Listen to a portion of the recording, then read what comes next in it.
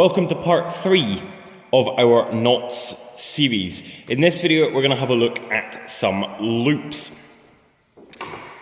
So, we've talked about how this is a loop, but of course this is a completely loose loop.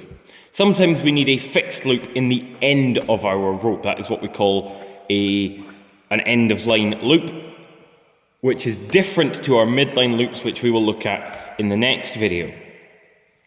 So the first one uses the overhand from the first video. So what we do is we create a bite, like so, make it as big as you need, and then you simply cross it over and place it through. So you're basically tying your overhand knot using 2 cords instead of 1, and that creates what we refer to as a double overhand or an overhand loop. Slightly different, but better and more secure, is our figure of 8 loop. Now we haven't looked at the figure of 8, so quickly, to tie the figure of 8, you cross the cord over, take it around behind and back through.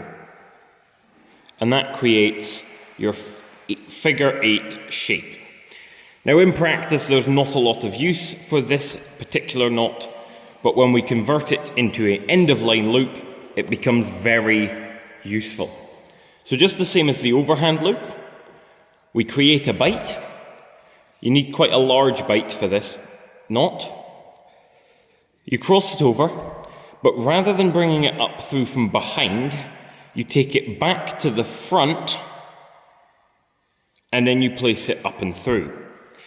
And that creates, again, a loop, but with our figure 8 shape. And that is much more secure. There is a third end of line loop which we will look at in more detail in a future video.